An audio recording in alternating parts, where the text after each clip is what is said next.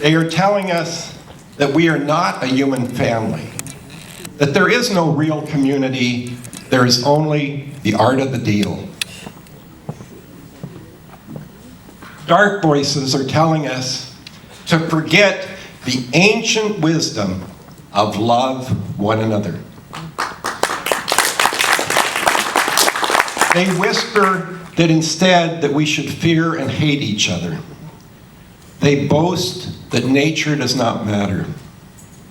But we in this room are pledged to a higher truth, a truth that was summarized by a 100-year-old woman in Vermont. She was a Vermont environmentalist. On her 100th birthday, she was asked, "What advice can you give to the young? What is the secret of a meaningful life?" And she said it quite simply. There are 3 things. Love yourself, love others, love nature. Let us hold on to this wisdom in this dark time. For the people in this room have fallen in love with the earth and hopefully with each other.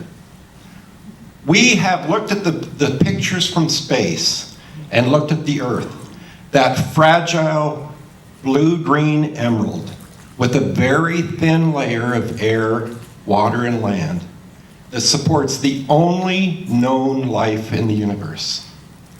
And we have come to love this earth. We have stood open-mouthed as the orcas leapt out of the ocean. We have seen the heron silently stalk fish in a shallow lagoon at dawn. We have seen the salmon runs, tragic as Shakespeare, joyful as Easter. We have watched the eagles clench together as they ride the updraft.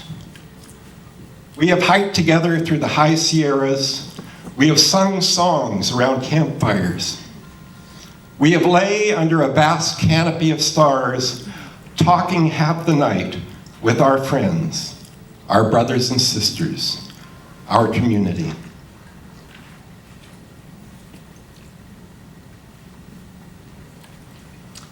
Yes, we have fallen in love with the earth and with each other. And now, if we are going to deal with the environmental crisis that we face, if we are going to save the earth and save the community of humanity, we must speak truth to power. Someone needs to speak for nature.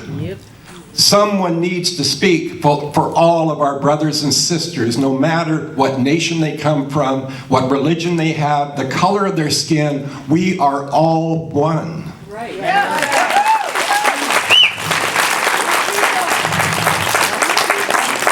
The raging grannies are here. You're an inspiration, really. And you're my generation. You know, we are getting older. And that's where the law students in this room are so important. Because now, more than ever, nature needs advocates. Nature needs lawyers to give voice to the river and to the forests.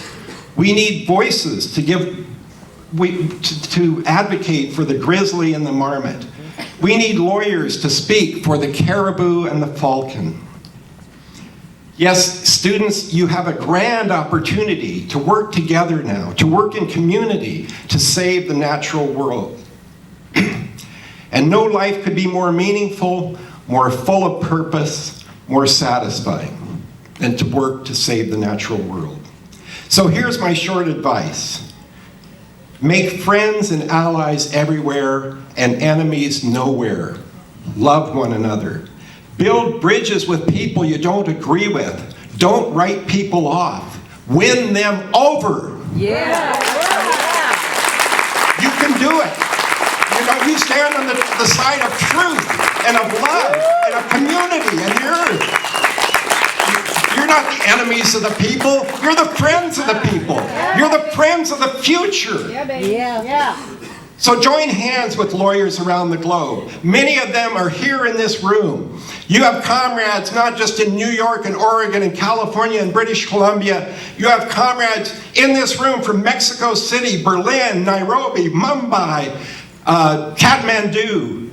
And you have here today at this conference heroes of the people, people that have put their lives on the line to defend the earth and to defend community. Alfred Brownell from Liberia is at this conference. He put his life on the line for these principles. Eduardo Sanchez from Mexico put his life on the line. Spent 10 months in jail in the last year because he loved the earth, he loved you, he loved the community.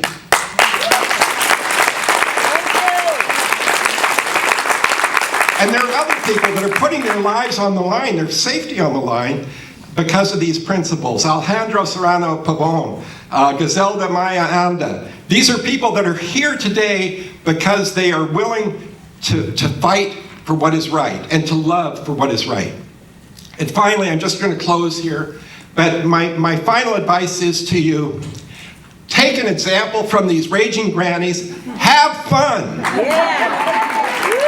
Dance, play music, share your joy with others, love each other. It is in community that we break the epidemic of alienation that is driving environmental destruction.